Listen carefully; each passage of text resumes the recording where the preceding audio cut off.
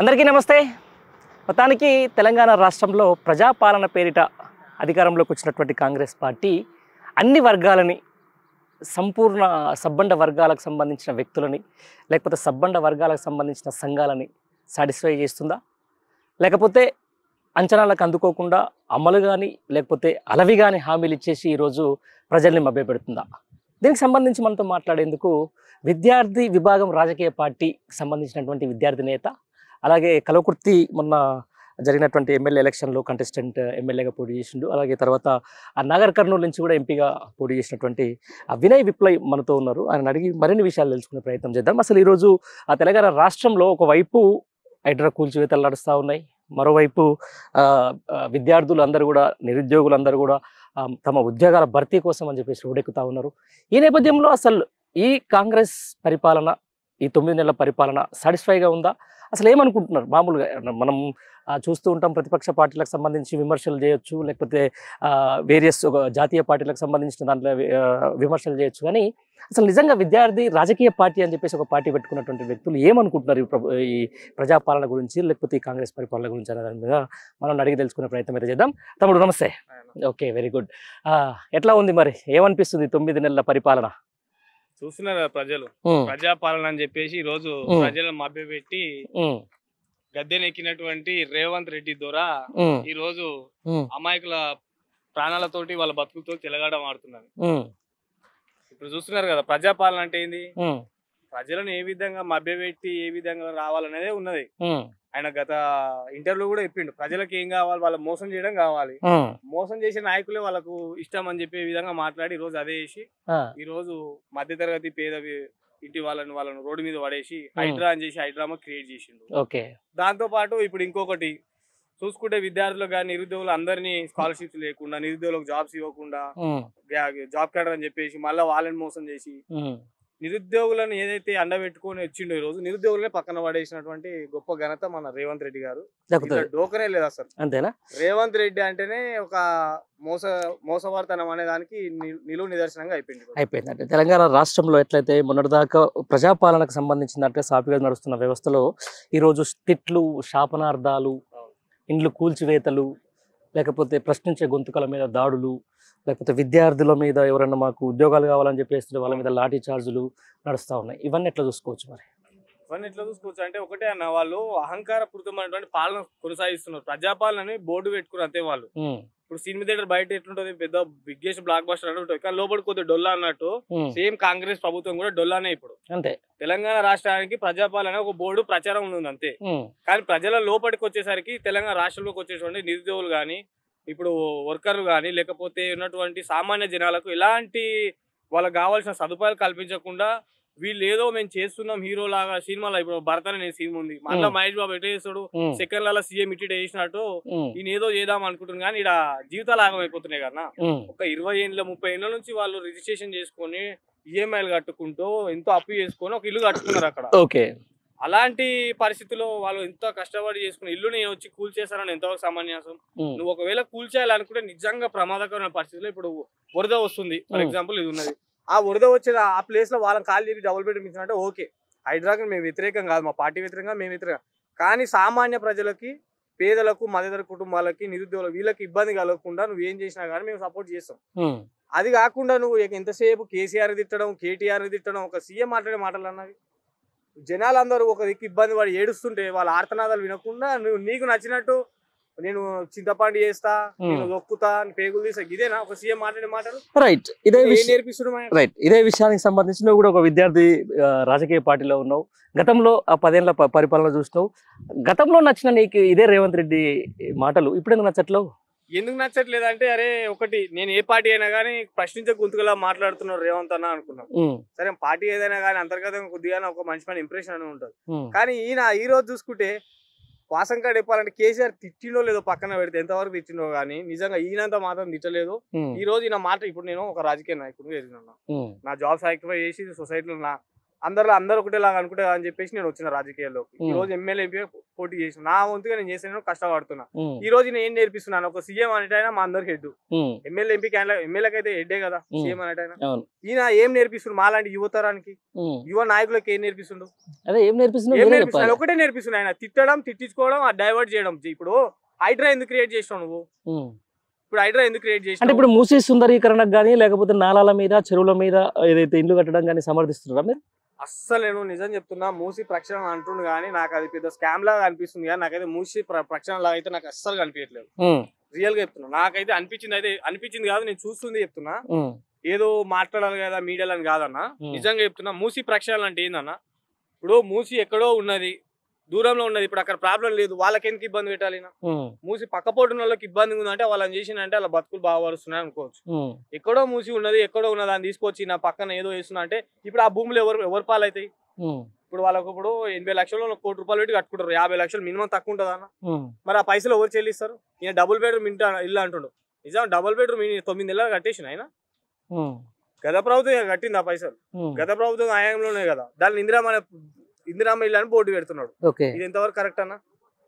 కేసీఆర్ తిడతావు, కేసీఆర్ అంటే బీఆర్ఎస్ పార్టీని తిడతావు. వాళ్ళు చేసినటువంటి ఇల్లు వాళ్ళే కట్టించారు. ఒక మాట ఈడ కట్టించిన డబుల్ బెడ్రూమ్ అన్నాడు. వాసంకర్ నిజాలు కూడా మాట్లాడన్నా, ప్రతిపక్షం ఉన్నా సరే చేసినట్టు మాట్లాడాలి.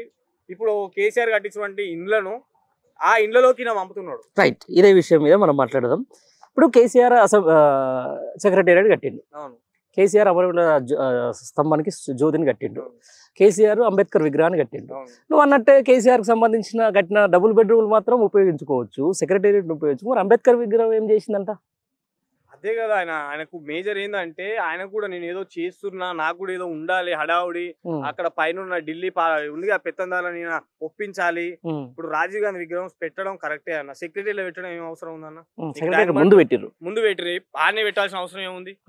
ఇప్పుడు తెలంగాణలో ఎంతమంది లేరు, బాపూజీ లేడా, లేకపోతే జయశంకర్ సార్ విగ్రహం పెట్టేది ఉంటుంది, జాతిపిత కదా మన తెలంగాణ జాతిపిత, ఆయన పెట్టేది. లేకపోతే ఇంకా చాలా మంది ఉన్నారు, కవులు ఉన్నారు, ఎంతో మంది తెలంగాణ ఉద్యమం కోసినటువంటి ఎంతో మంది ఉద్యమకారులు ఉన్నారు, అమరవీరులు, వాళ్ళకి పెట్టేది ఉండే. ఆయన పెట్టొద్దు అనట్లేదు, నువ్వు ఆ ప్లేస్ లో నువ్వు చెడుతుకు పెట్టడం ఏందనేది. ప్రజాపాలన అన్నావు కదా, ప్రజాపాలన నువ్వు ఇదేనా? ప్రజలకు సంబంధం లేని వ్యక్తి నువ్వు ఎందుకు తీసుకొచ్చి పెడతావు? ఇప్పుడు రాజీవ్ గాంధీ దేశం కోసం చనిపోయిండు, ఓకే, మేము ఆయనకి ఎప్పుడైనా రుణపడి ఉంటాం, కాదనట్లేదు. ఐటీ తీసుకొచ్చి కంప్యూటర్ అనేది ఓకే, మేము కాదనట్లేదు. కానీ ఈ రోజు నువ్వు అక్కడే కేసీఆర్ మీద కోపంతో పెట్టాడు, ఎంతవరకు కరెక్ట్? ఆ రోజు కేసీఆర్ 10 ఏళ్లలో పెట్టాలనుకుంటే వేరే పెట్టకపోనా? ఇది ఎంతవరకు కరెక్ట్? నాకైతే కరెక్ట్ అనిపించలేదు అన్న. పెట్టడం తప్పు కదా, ఆ ప్లేస్ లో పెట్టడం మాత్రం నాకు నచ్చలేదు. రైట్, మొత్తానికి ఇప్పుడు ఉద్యోగాలకు సంబంధించిన దాంట్లో గత ప్రభుత్వం మీద కొంచెం విద్యార్థులకు వ్యతిరేకత ఉన్నమాట వాస్తవం. నేను ఒప్పుకోవాలి, నువ్వైనా ఒప్పుకోవాలి. చాలా మంది ఈ రోజు ఇలాంటి విద్యార్థి నాయకులందరూ కూడా దాదాపుగా ఇప్పుడున్న ఏదో ఒక ప్రతిపక్షం కావాలని చెప్పేసి కాంగ్రెస్ పార్టీకి సపోర్ట్ చేసినట్టుగా తెలుస్తుంది. అది తెలిసిన దాని మీద రిజల్ట్ కూడా కనపడుతుంది. రైట్, ఏదైతే మీ ఉద్యోగాల ఆకాంక్ష నెరవేరిందా? అస్సలు నెరవేరలే.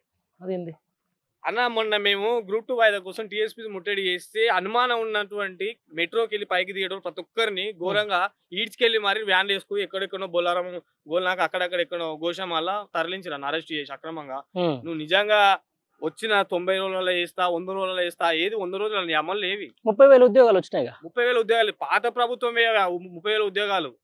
ఈయన కొత్తగా వేసింది ఏముంది అలా? ఇప్పుడు డిఎస్సి వేసిన, డిఎస్సి ఏ ఉద్యోగాలు వేసిన ఆయన ఉన్నాయి, మొత్తం వేస్తున్నాడు కదా. 23,000 25,000 ఉన్నాయి. 11,000 ఎందుకు చేసినావు ఈ రోజు? 11,000 ఎందుకు చేసినావు? 11,000 ఎందుకు చేసినావు ఈ రోజు నువ్వు ఉద్యోగాలు? మొత్తం వేయాల్సింది వేసి నువ్వేమన్నావు? ముసలోళ్ళకి ఎంత ఇస్తుండు? 2,000 ఇస్తుండు కదా, December 9 లోపు నీకు 4,000 ఇస్తాడు. అసలు 2,000 దిక్కులేదు ఇప్పుడు. అంతేనా? ఇప్పుడు నేను ఊర్లో ప్రచారం, ఇప్పుడు నాకంటూ నేను మా పార్టీ క్యాడర్ నిర్మించుకుంటూ వెళ్తున్నాను. అక్కడ ప్రజా సమస్యలు ఏంటంటే ఓపెన్ చెప్పాలంటే ఈ 2,000 వచ్చి ఇప్పుడు అవి కూడా వస్తలేవు. ఈ రేవంత్ నమ్మి మేము మోసపోయినాం, ఇదేనా ప్రజాపాలన అన్నాడు, ఇదేనా మీ బిడ్డ, మీ పేదింటి బిడ్డ అన్నాడు. మొత్తం మోసపడుతున్నంగా ప్రభుత్వం నడుస్తున్నది. కనీసం ఇప్పుడు కొన్ని డిపార్ట్మెంట్ బిల్స్ ఉంటాయి అన్న, ఎస్టీ డిపార్ట్మెంట్ కానీ, బీసీ కానీ, ఎస్టీ కానీ ఉంటాయి. ఆ డిపార్ట్మెంట్ బిల్స్ ఇయ్యక ఇప్పుడున్న ప్రభుత్వ ఉద్యోగులే వాళ్ళే తలకాయ కొట్టుకుంటారు. అసలు అరే ఏంది అసలు? కనీసం 6 నెలలకో 8 నెలలకో ఇన్నో పైసల బిల్స్ శాంక్షన్ అవుతుండే. ఇప్పుడు అది కూడా లేకుండా వీళ్ళ చేతులకి వెళ్ళి పెట్టుకొని అప్పులు ఇంట్రెస్ట్ తెచ్చుకొని వార్డెన్లు కానీ, లేకపోతే ఏ డిపార్ట్మెంట్ వాళ్ళు పెట్టుబడి పెడుతున్నారో వాళ్ళంతా ఆత్మహత్య చేసుకునే పరిస్థితి ఇప్పుడు. అంతేనా? రైట్, ఇప్పుడు పేదోడికి సంబంధించిన దాంట్లో గత ప్రభుత్వాలు ఒక 10 ఏళ్ళు ఉన్న తర్వాత వాళ్ళు గురుకులాలను మాత్రం అంతో ఎంతో ఒక 200 గురుకులాలను కాస్త 1000 దాకా తీసుకుపోయిండ్రు. అద్భుతంగా ఇలా పేద మధ్య తరగతి వాళ్ళందరూ కూడా నాణ్యమైన విద్య దక్కింది. అక్కడ చదువుతున్న వాళ్ళు మంచి ఐఐటీ సీట్లు కొట్టిర్రు, లేకపోతే ఎవరెస్ట్ శిఖరాలను అధిరోహించారు. బట్ ఈ రోజు ఎందుకు మరి గురుకుల పాఠశాల విద్యార్థులు రోడ్లు ఎక్కుతా ఉన్నారు, తర్వాత గగ్గోలు పెడతా ఉన్నారు, మమ్మల్ని గురుకుల పాఠశాల కులం పేరు మీద టీచర్లు దూషిస్తున్నారు అని చెప్పేసి ఎందుకు గగ్గోలు పెడుతున్నారు మరి? అన్న ఇప్పుడు ఏ డిపార్ట్మెంట్ కైనా ఒక మినిస్టర్ ఉంటాడు. మరి ఎస్సీ డిపార్ట్మెంట్ మినిస్టర్ ఉండ, ఎస్సీ డిపార్ట్మెంట్ మినిస్టర్కి వస్తుంది కదా. ఈయన దగ్గర ఎస్సీ డిపార్ట్మెంట్ మినిస్టర్ పెట్టుకుంటాడు, హోంశాఖ పెట్టుకుంటాడు, విద్యాశాఖ పెట్టుకుంటాడు. ఈయనది ఏందన్నా మరి ఈ రోజు ఈయన మాట్లాడేది ఏముంది? ఈయన మొన్న అన్నాడు కదా, ఈయన ప్రజాపాలన ఇదేమంటారు, కుటుంబ పాలన. మరి ఈయన వేసేది ఏముంది? ఈ రోజు ఏ మినిస్ట్రీ ఆ మినిస్ట్రీ పెట్టాలి కదా. ఎస్సీలో ఎవరు లేరా? వేరులో వీరేషన్ లేరా? దామోదర్ ఇప్పుడు ఆయన కోటి ఇచ్చి హెల్త్ డిపార్ట్మెంట్, ఇంకా వేరే వాళ్ళు ఎవరు లేరా? ఎస్సీల నుంచి ఎవరు లేరా మినిస్ట్రీ? ఆ డిపార్ట్మెంట్ ఇప్పుడు ఒక సమస్య ఉందంటే ఒక నాయకుడికి ఆ డిపార్ట్మెంట్స్ నాయకుడు ఉంటే అందరికీ సమస్యలు వివరిస్తాడు, ఏందని రెస్పాండ్ అవుతాడు. అన్ని సీట్ కింద పెట్టుకుంటే ఏడికెళ్ళి అవుతుంది, ఎక్కడికెళ్ళి అవుతుంది? ఇప్పుడు ఆ మినిస్ట్రీ లేడు, ఇప్పుడు ఎవరికి చెప్పుకోవాలి? గురుకుల తిండి బాగాలేకనో, ఆ నాణ్యత లేకుండానో, లేకపోతే ఆ బిల్స్ రాకనో కాంట్రాక్టర్ ఉంటుంది అన్న, కాంట్రాక్ట్ బేస్ కింద ఉంటాయి ఆ వర్కర్లు కానీ అదంతా. నువ్వు ఆ బిల్స్ రానప్పుడు వాళ్ళు ఏం వండి పెడతారు? నీ దగ్గర ఫస్ట్ నువ్వు ఇచ్చేది నువ్వు ఇవ్వకుండా వాళ్ళ జనాలు ఇప్పుడు విద్యార్థులు రోడ్డు మీదకి వస్తారు అంటే తప్పకూడదు, సీఎందే కదా. సీఎం ఈ విషయంలో డైరెక్ట్ అనాల్సిన అవసరం లేదు, కానీ ఆ మినిస్ట్రీ నీ దగ్గర ఉన్నప్పుడు నిన్నే అంటాం మేము.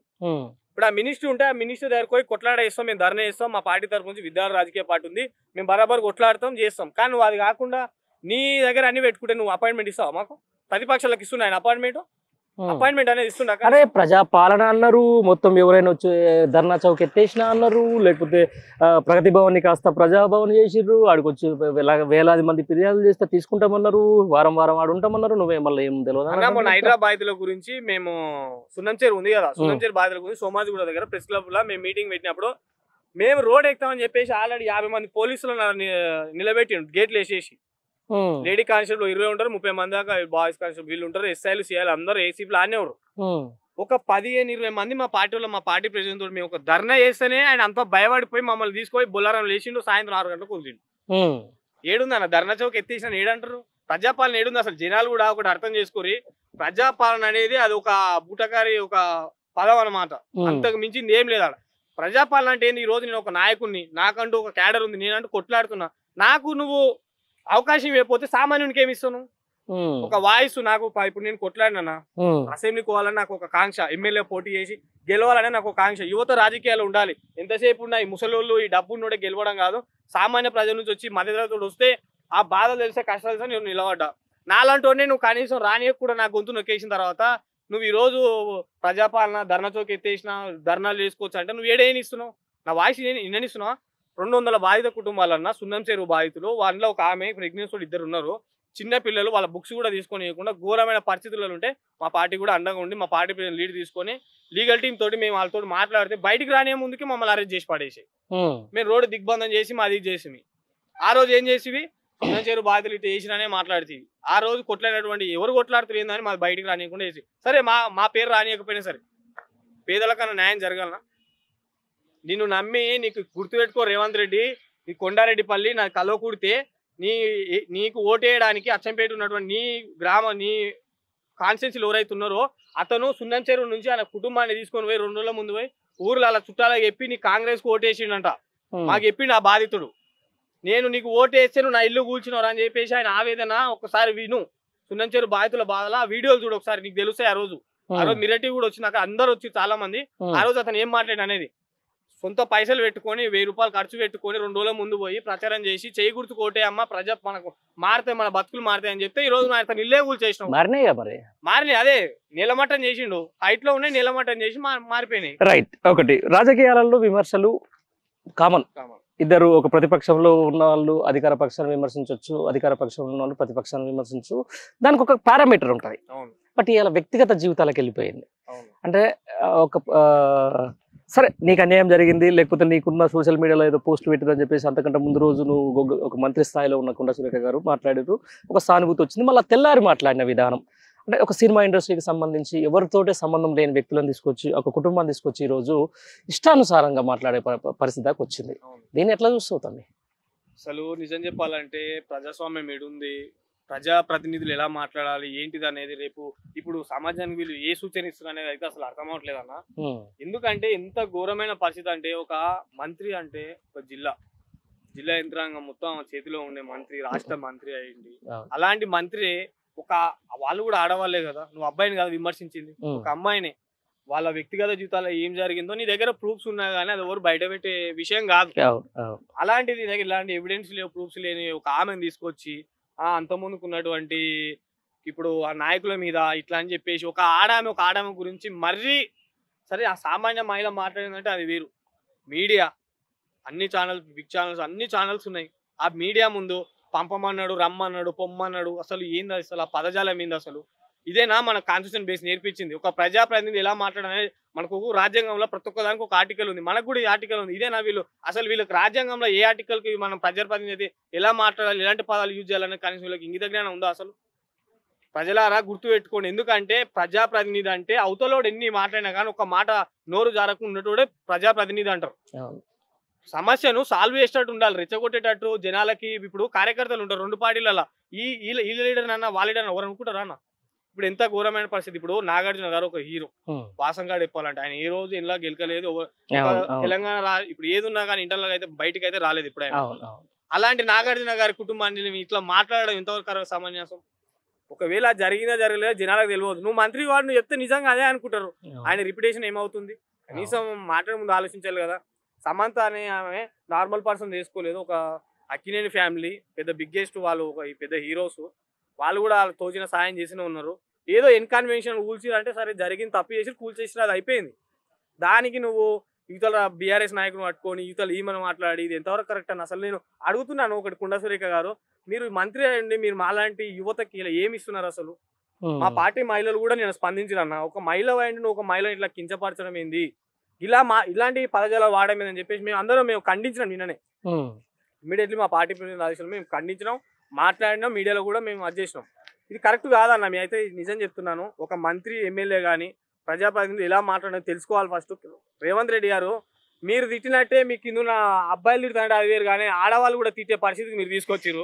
రైట్. అదే మంత్రి నిన్న ఏం చెప్పింది, మళ్ళీ ఒక సేఫ్ అదంతా అయిపోయింది, అదంతా కేసులు, అదంతా డిఫర్మేషన్ కేసులు అవి నడుస్తా ఉన్న సందర్భంలో కూడా గతంలో ఉన్న ముఖ్యమంత్రి మీద ఆయన ఉన్నాడో లేదో, ఆయన కొడుకు ఏం చేసినో లేదో, బయటికి రావట్లేదు, కనిపించట్లేదు అంటే నోటికి ఏదొస్తుంది మాట్లాడే ప్రయత్నం చేస్తూ ఉన్నారు. బట్ ఇది మీడియా డైవర్టేషన్ వైపు హైడ్రా బాధితుల కోసమా లేకపోతే రైతు భరోసా కోసం జనాలు అడుగుతారని చెప్పేసి మీడియా డైవర్టేషన్లో భాగంగా అసలు నోటికి ఏదొస్తుంది మాట్లాడడం వల్ల రేపు ప్రజానికం యాక్సెప్టెన్సీ ఉంటుందా?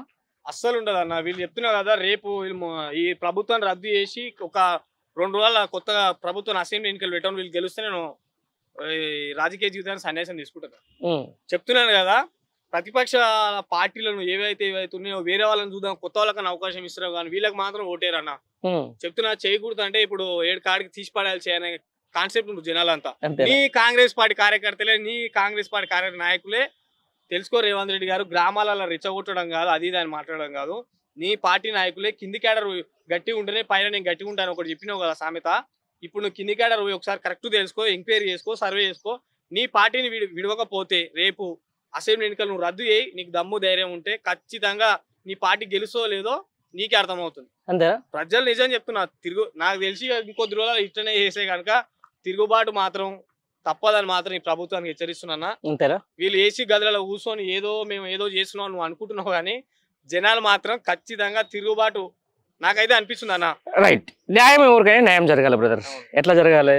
ఇప్పుడు సపోజ్ మూసీ సుందరీకరణకు సంబంధించి పేద మధ్యతరగతి ఇల్లులు కూలగొట్టే ప్రయత్నం చేస్తా ఉన్నారు, అది జరుగుతున్నాయి. సరే, గుడిసెలు పోతున్నాయి, వాళ్ళకు అకామిడేషన్ వేరే దగ్గర అరేంజ్ చేయొచ్చు, డబుల్ బెడ్రూమ్లు ఇవ్వచ్చు, లేకపోతే ఇల్లు పోయిన వాళ్ళకు వేరే దగ్గర ఒక 200 గజాల జాగాలు ఇవ్వచ్చు, అది తర్వాత జరిగే ముచ్చట. బట్ కానీ పేదనుకో న్యాయము, ధనికునికో న్యాయమా? అస్సలు కాదు. ఉంటుందా? తీవ్రంగా. మరి ఇప్పుడు ఎందుకైతుంది మరి ఈ రోజున్న ఇక్కడ ఈ పార్టీలో ఉన్న మంత్రులు అయితేనేది, గతంలో ఉన్నటువంటి సీనియర్ నేతలు అయితేనేది, లేకపోతే ప్రతిపక్ష పార్టీలో ఉన్నటువంటి వాళ్ళు లీజుకు తీసుకున్నామన్నారో లేకపోతే దాన్ని నిజంగా వాళ్ళదే అనుకున్న దాన్ని కూలగొట్టకుండా ఇలా పేదల మీద ఎందుకు పడుతున్నారు, వాళ్ళని ఎందుకు వదిలేస్తున్నారు? ఇప్పుడు మీకు చిన్న ఎగ్జాంపుల్ అన్న, సున్నం చెరువు బాధితుల దగ్గర మేము పోయినాం. ఇది మధ్యలో ఒక రోడ్ ఒకటే అడు, ఇతల బిల్డర్ గాడు వాడు ఆల్రెడీ కడుతుంది, కన్స్ట్రక్షన్ జరుగుతుంది, అదంతా జరుగుతుంది. వాళ్ళని కూల్చలేదు, వీళ్ళ పేదల ఇల్లు మొత్తం కూల్చేసారు, రేకుల ఇల్లు, గుడిచేలు వాళ్ళు వేసుకున్నాడు. ఇది మొత్తం కూల్చేసారు. ఒకటే బిట్, ఇదంతా ఒకటే బిట్, ఇదంతా ఒకటే బిట్టు. కానీ ఆ బిట్టు కూల్చి బిట్టు కూల్చాలి. రేవంత్ రెడ్డి రియల్ ఎస్టేట్ అనేది ఒకటి ఉంది అన్న. నేను ఆ ఇల్లు కూల్చినా, నాకు తెలిసి ఇదే ఉండొచ్చు. ఈయనకు పెద్ద పేరుంది కదా, బ్లాక్ మెయిలర్ అని. సో అదే ఉండొచ్చు అని మా అభిప్రాయం అన్న. మీకు ఖచ్చితంగా అనట్లేదా, మా అభిప్రాయం అయితే అదే ఉంది. నీళ్లు కూల్చేసినా నువ్వు మరి ఏమంటావు, మరి ఇస్తావా ఇవ్వవా డబ్బుల కోసమా, ల్యాండ్ నాకు సగం రాసిస్తావనా, ఈయన మరి సిటీలో నాకు కూడా కొన్ని 100 ఎకరాలు ఉండాలన్నా ఇదేనా అయితే నాకైతే అర్థం అవట్లేదు. పాపం రంగనాథ్ గారు అయితే చాలా సిన్సియర్ ఆఫీసర్. నాకైతే ఆయన ఇండికేటర్ అన్న అయితే చాలా బాధపడుతున్నా. అలాంటి ఆఫీసరు మంచి కేసులను హ్యాండిల్ చేసి అంటే మర్డర్ కేసు ఇలాంటివి చేసి మంచి గుర్తింపు ఉన్నాయని తీసుకొచ్చి బలిపశం చేసిరని మాత్రం నేనైతే మీ మీడియా ద్వారా అయితే నేనైతే తెలియజేస్తున్నా. ఎందుకంటే పైన వీళ్ళు ఏం చేస్తున్నారనే రాజకీయ నాయకుడు ఈ పాపం ఆఫీసర్లకు తెలియదు. నేను ఇది చేస్తున్నాను నువ్వు చేయాలని ఆర్డర్స్ ఇస్తాడు. వీళ్ళు ఏదైతే ఆర్డర్స్ ఇస్తారో ఆ జియో ప్రకారం వెళ్తారు వీళ్ళు, అంతకు మించి ఓరు పాపం. ఆయన ఆర్డర్ ఇచ్చి నేను చేస్తున్నాడు, ఈయన తప్ప అంటారంటే పైన ప్రెజర్ అట్లుంటది.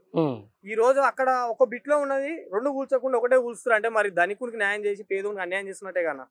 ఇది ప్రజాపాలన ఎట్లయితుంది? ప్రజాపాలన అంటే ఏంటంటే ధనికుని కొట్టి ప్రజలకు పెట్టాలి. ఫస్ట్ ఆఫ్ ఆల్ నువ్వు ధనికులు ఏదైతే ఉన్నాయో కోకపేట కానీ లేకపోతే ఎక్కడెక్కడైతే ల్యాండ్ ఉన్నాయో అవన్నీ కొట్టి ఆ ల్యాండ్ కి సంబంధించిన ఉంటే పేదోనికి తెచ్చిపెట్టాను. నువ్వు పేదోడు నిజంగా అరే నువ్వు ఇది పోతే నీ వరదొస్తే నీ ఇల్లు కొట్టుకోపోయి చచ్చిపోతావు అని అలాంటి తీసుకోవు తప్పలేదు. కానీ మొత్తానికి మంచిగా ఉందారని తీసుకో ఇది ఎఫ్టీఎల్ బఫర్లు ఉందంటే మరి నీకు ఇచ్చిన రిజిస్ట్రేషన్ ఇచ్చారు కదా. నీ కాంగ్రెస్ ప్రభుత్వంలో 15 ఏళ్ల కింద అయితే 10 ఏళ్ళ తెలంగాణ అయితే లేదు కదా, మరి 15 ఏళ్ల కింద వీళ్ళే ఉన్నారు కదా. మరి అప్పుడు కాంగ్రెసే ఉన్నది కదా, టీడీపీ ఉన్నది కదా.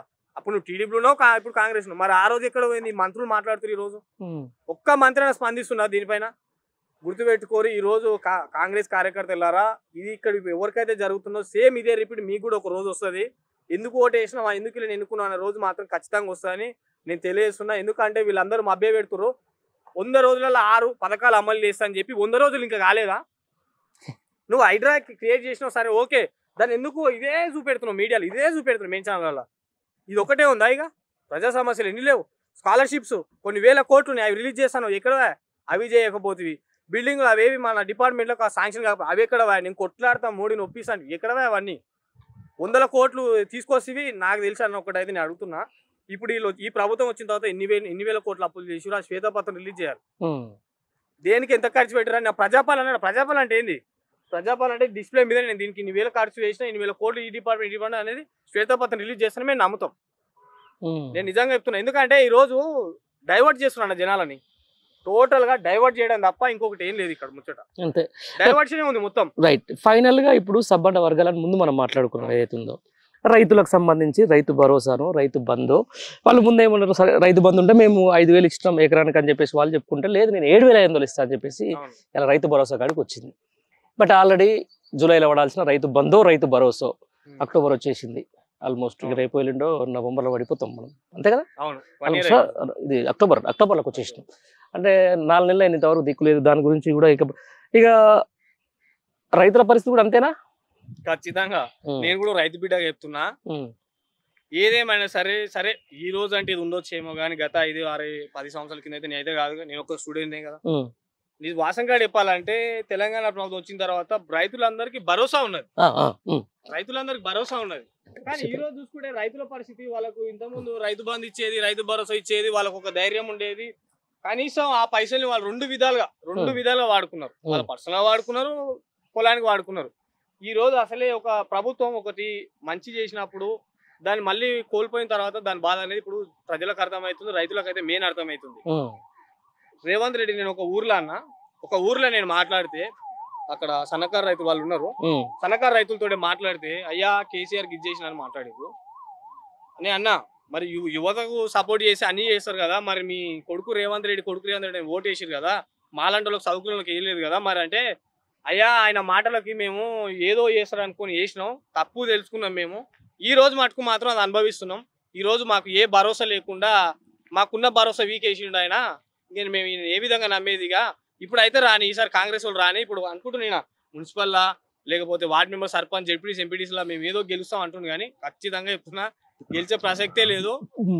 ఈ రోజు మా పార్టీ నిజం చెప్తున్నా, మా పార్టీ మొత్తం విద్యార్థి రాజకీయ పార్టీ మొత్తం ఈ రోజు కింది నుంచి గ్రౌండ్ నుంచి యువకుల్ని మేము వాళ్ళని అక్కడ పెట్టి వాళ్ళని లీడర్షిప్ చేసి వాళ్ళని కొత్తగా నేర్పించి ఈ రోజు మేము పోటీ చేయడం జరుగుతుంది. రైట్. ఫైనల్ గా ఈ 9 నెలల ప్రజాపాలన చూస్తే ఏమనిపిస్తుంది? సూటిగా చెప్పేసి.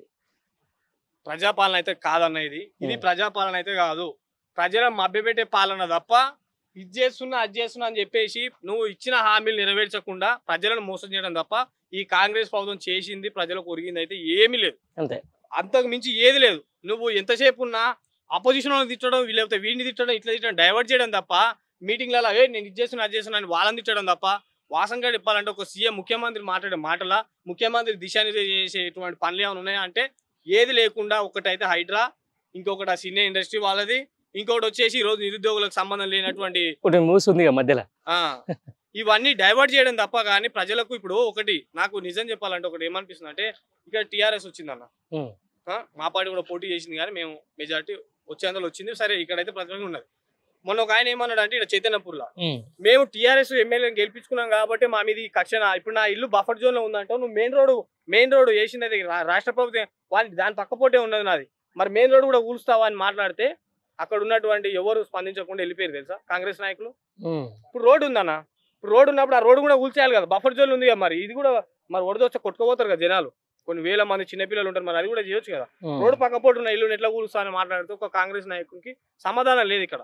ఇది ప్రజాపాలన ఎట్లయితుంది? ఇది నీకు ప్రజాపాలన అనేది ప్రజల సమస్యలు తీర్చి ప్రజలకు కావాల్సిన అవసరాలను నువ్వు తీర్చినప్పుడే నువ్వు ప్రజానాయకుని అయితే ప్రజాపాలన అవుతుంది.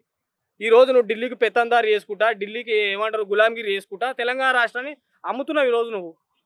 తెలంగాణ ప్రజల్ని మోసం చేయడం ఎంతవరకు ఉన్న ఒకటి తెలంగాణ ప్రజల గుర్తుపెట్టుకోరి, మోసం చేసేటోడు ఎప్పుడైనా తీయగానే మాట్లాడతాడు, మోసం చేసేటోడు ఎప్పుడైనా నా కొడుకు నీ కొడుకు అమ్మ నేను మీ బిడ్డ అంటారు. ఇప్పటి నుంచి అలా నమ్మి ఓట్లు వేయకండి.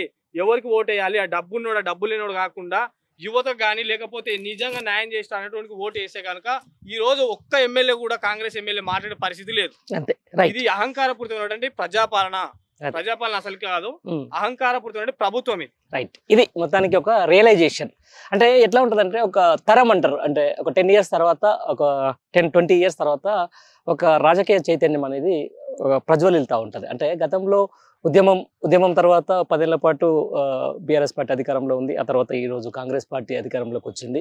బట్ ఎవరైతే ఈ యూత్ వాళ్ళు ఉంటారో, లేకపోతే ఇట్లాంటి యువనేతలు కొంతమంది ఉంటారో, వినయ్ విప్లవ్ లాంటి యువనేతలు ఏవైతే ఉంటారో, అరే కేసీఆర్ ఇట్లా ఉన్నది, కేసీఆర్ కంటే ఇంకా మంచిగా చేస్తారేమో అని చెప్పేసి వాళ్ళు ఒక భ్రమ నుంచి ఈరోజు కాంగ్రెస్ ప్రభుత్వాన్ని ఎన్నుకున్న తర్వాత 9 నెలలనే వాళ్ళు 10 ఏళ్ల పరిపాలనని ఇలా 9 నెలలనే వాళ్ళకు ఒకసారి క్లియర్గా పిక్చర్ అయితే అర్థమైంది. ఇదే రియలైజేషన్ అంటే రానున్న రోజుల్లో కూడా ఖచ్చితంగా ఈ కాంగ్రెస్ ప్రభుత్వానికి, లేకపోతే ఈ కాంగ్రెస్ ప్రభుత్వం చెప్తున్నటువంటి ప్రజా పాలనకు కూడా ఏ విధంగా ముందుకు పోతుంది, ఇంకా ఎన్ని ప్రజలకు లేకపోతే ఇంకా ఎన్ని వ్యవస్థలకు ఇబ్బందులు పెడుతుందో మనమే చూసే ప్రయత్నం చేద్దాం.